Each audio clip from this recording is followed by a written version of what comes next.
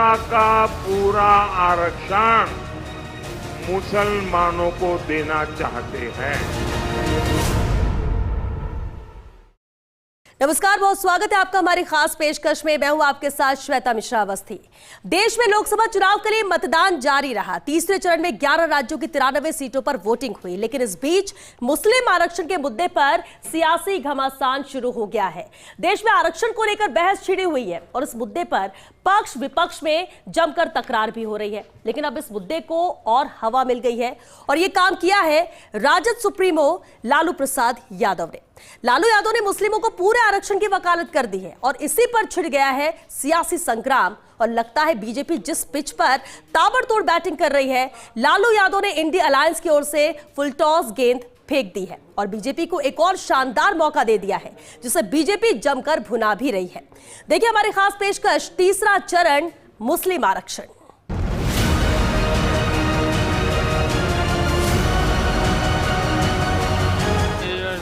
मिलना चाहिए।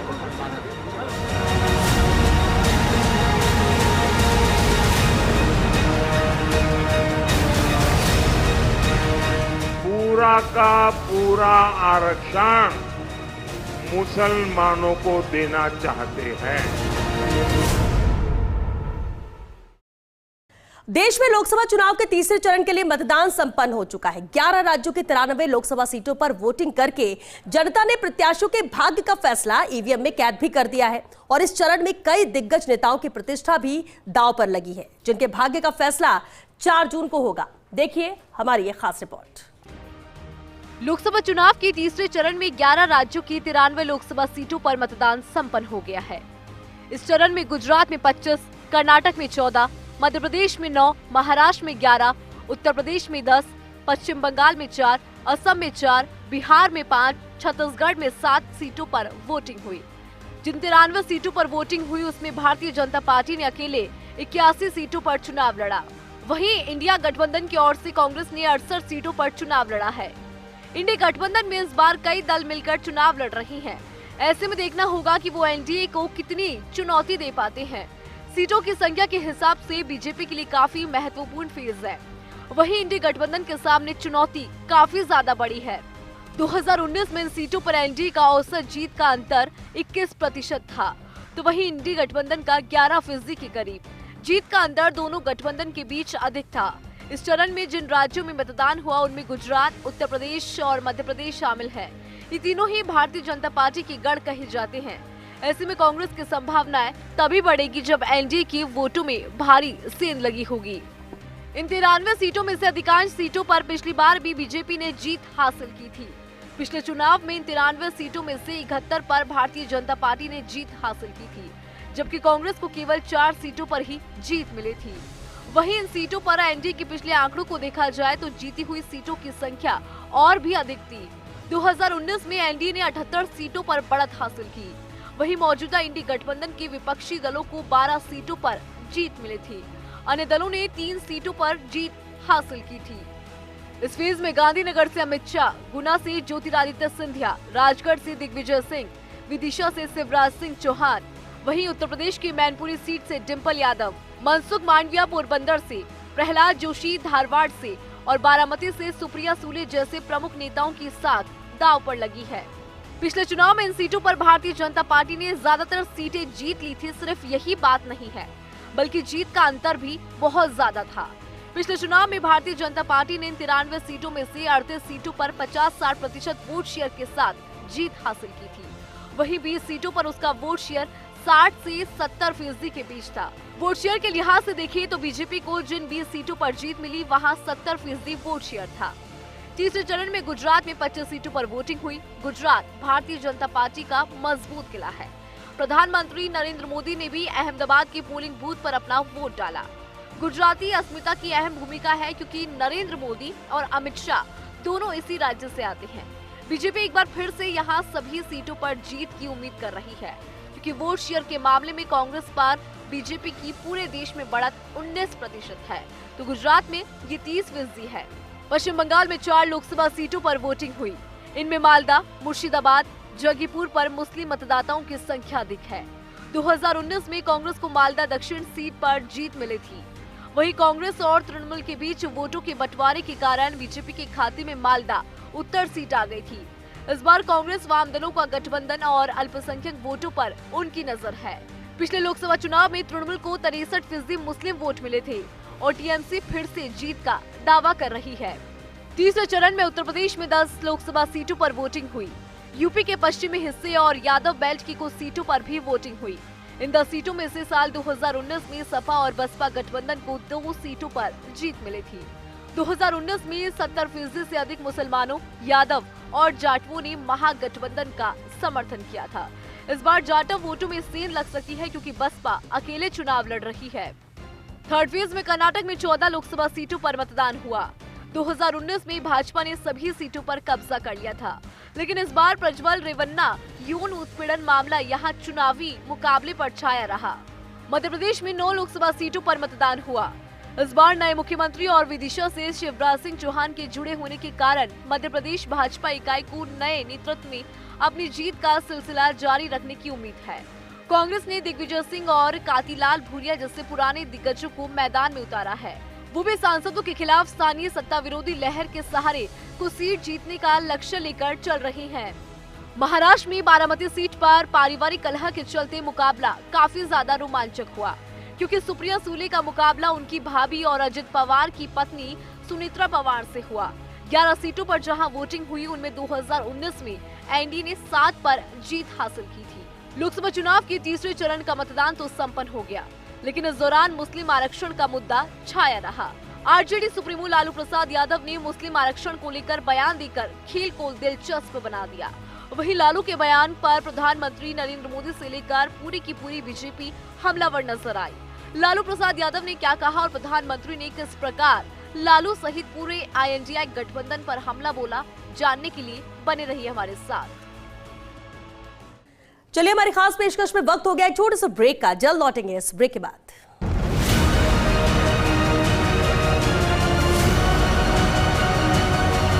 रिजर्वेशन तो मिलना चाहिए मुसलमानों को।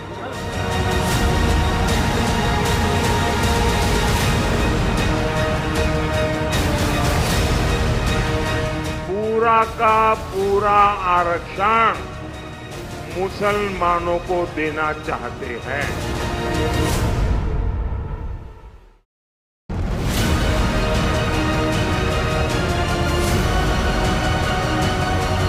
रिजर्वेशन तो मिलना चाहिए मुसलमानों को।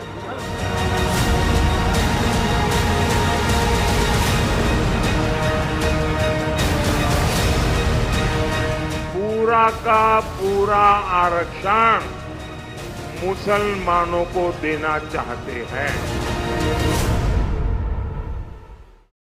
ब्रेक के बाद एक बार फिर आप सभी का बहुत स्वागत है। राहुल गांधी सामाजिक न्याय, जातिगत जनगणना और अल्पसंख्यकों के कल्याण की बात करते रहे हैं, लेकिन मुस्लिम आरक्षण पर कभी भी खुलकर नहीं बोले। पर बिहार के पूर्व मुख्यमंत्री आरजेडी मुखिया लालू प्रसाद यादव ने यह बोलकर गुगली फेंक दी है कि मुसलमानों को भी आरक्षण मिलना चाहिए। अब बीजेपी इस गुगली को कैसे खेलती है, इसका पता 4 जून को चलेगा, लेकिन इतना तय है कि बीजेपी को मन मांगी मुराद मिल गई है। और लालू यादव के इस बयान के बाद पीएम ने कांग्रेस और लालू यादव पर जमकर हल्ला बोल दिया है। देखिए खास रिपोर्ट। लोकसभा चुनाव के तीसरे चरण की वोटिंग के बीच आरजेडी सुप्रीमो लालू प्रसाद यादव ने मुस्लिम आरक्षण को लेकर बयान देकर खेल को दिलचस्प बना दिया है। उन्होंने पूरे मुस्लिम समुदाय को आरक्षण देने की बात कहकर चुनावी माहौल को अपने पक्ष में करने की कोशिश की है।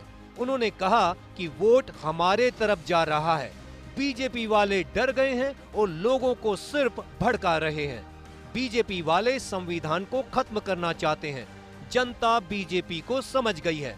मुसलमानों को पूरा आरक्षण तो मिलना चाहिए। इतना ही नहीं, लालू यादव ने बीजेपी पर लोकतंत्र और संविधान को खत्म करने का भी आरोप लगाया। आरक्षण के पक्षधर है ना, वो तो संविधान को खत्म करना चाहते हैं, लोकतंत्र को खत्म करना चाहते हैं।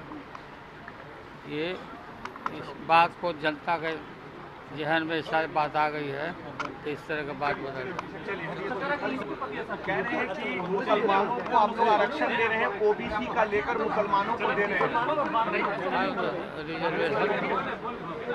रिजर्वेशन तो मिलना चाहिए मुसलमानों को पूरा। बेंगलुरु में कांग्रेस सरकार ने मुसलमानों को ओबीसी में शामिल कर लिया है।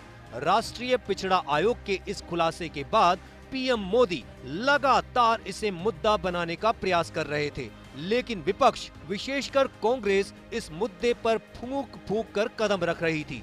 एक तरफ तो कांग्रेस ने अपने मैनिफेस्टो में इस तरह की बातें की हैं, जिसका अभिप्राय सीधा है कि मुसलमानों को आरक्षण मिलना चाहिए। बीजेपी लगातार कांग्रेस मैनिफेस्टो का उदाहरण दे रही है, पर कांग्रेस ने कभी भी इस मुद्दे पर मुंह नहीं खोला। कांग्रेस का जोर जातिगत जनगणना, आरक्षण के 50% के कैप को बढ़ाना और संविधान बचाने के मुद्दे पर रहा। लेकिन अब कांग्रेस की सहयोगी पार्टी आरजेडी के प्रमुख लालू यादव के बयान ने बीजेपी को मौका दे दिया है कि वो हिंदू वोटों के ध्रुवीकरण के लिए अपने सारे तार खोल दे। पीएम मोदी के बयान में ही इसकी झलक दिख गई है कि लालू यादव के इस बयान को बीजेपी किस तरह कैश कराने वाली है। पीएम मोदी ने धार में बोलते हुए कहा कि उनके एक नेता जो चारा खाने के कारण जेल में हैं, जो पशुओं का चारा खा गए, अदालत ने उनको सजा दी है। सुप्रीम कोर्ट ने भी माना है कि इन्होंने भ्रष्टाचार किया है। इनको देखो, अभी जमानत पर बाहर हैं, जेल में कैद थे, कैदी हैं, गुनाहगार हैं। आपके गांव में भी कोई जेल काट कर आए तो लोग दूर रहते हैं। ये कांग्रेस वाले इतने गिर चुके हैं, इन्हें माथे पर बिठा कर रखा है। पीएम मोदी ने कहा कि इसका मतलब SC, ST, OBC का आरक्षण छीनकर ये लोग पूरा का पूरा आरक्षण मुसलमानों को देना चाहते हैं।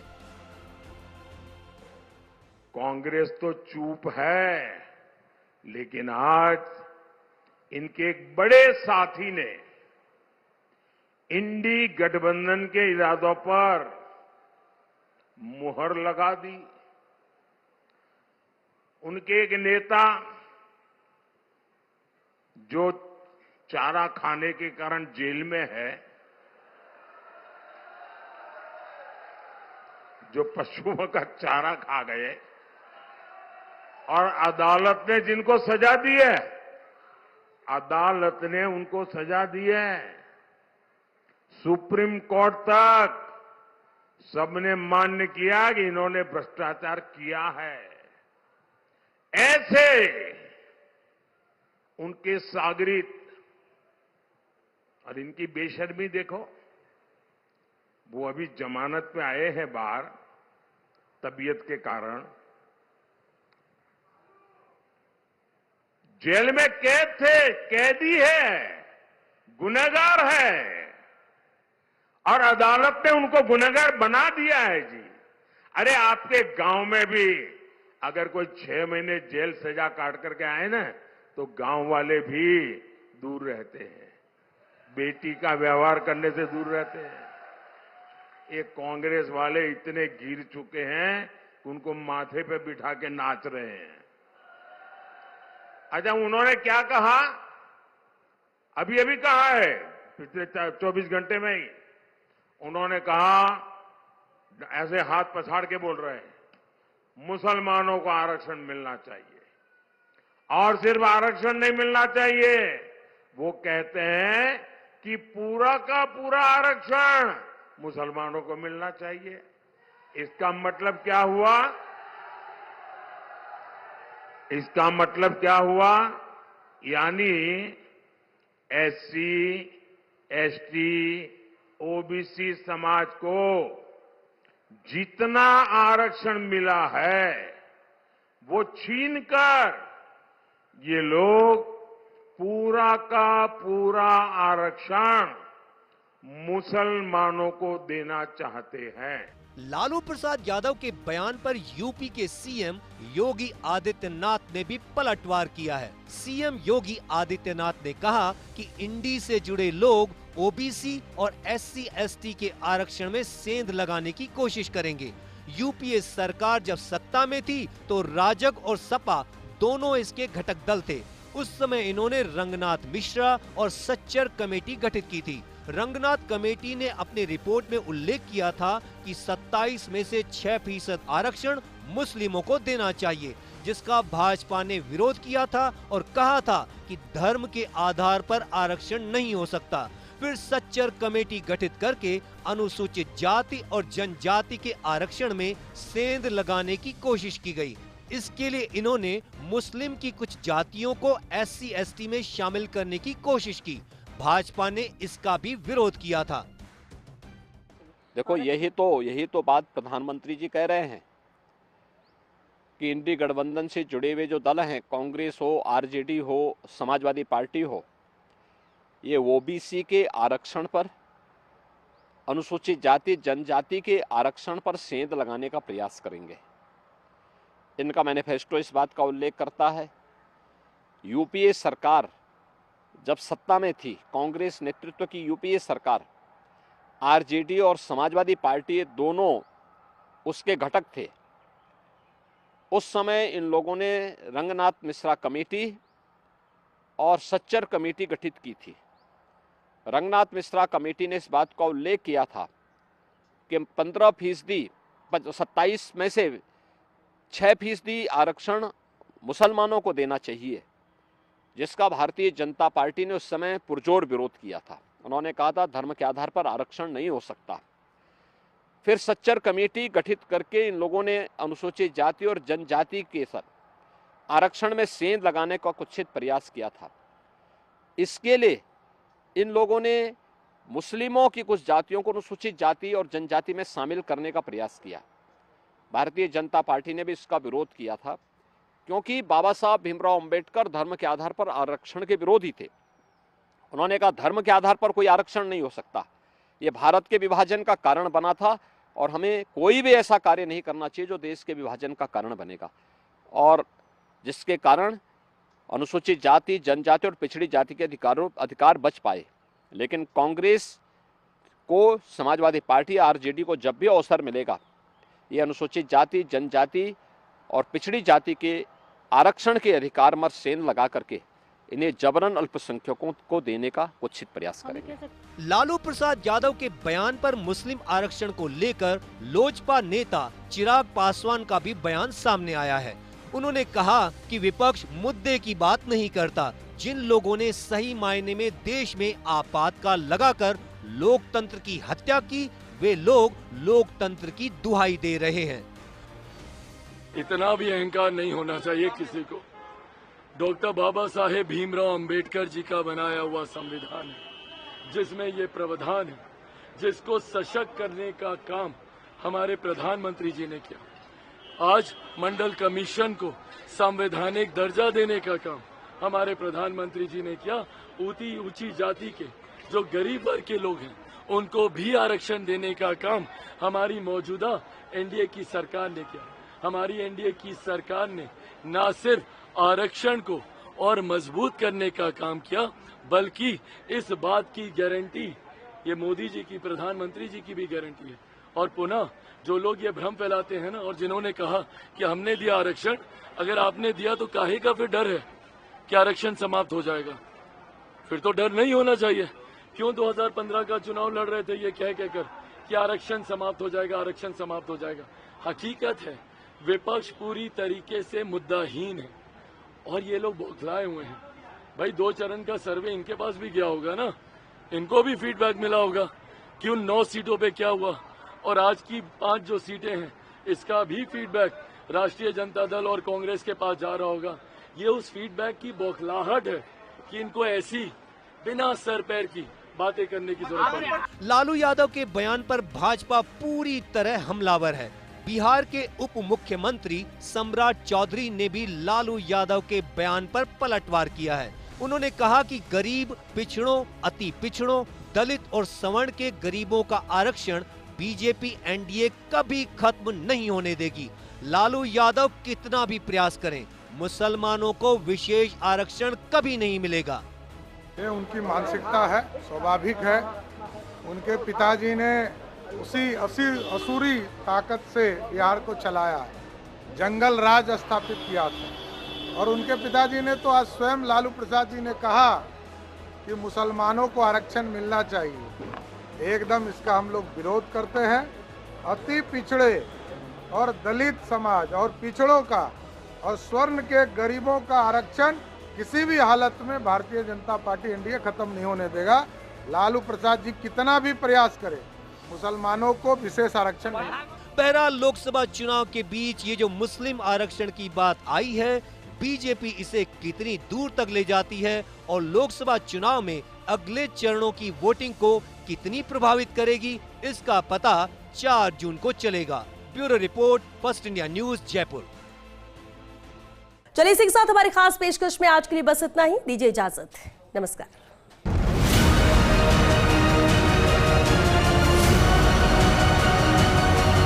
रिजर्वेशन तो मिलना चाहिए मुसलमानों को।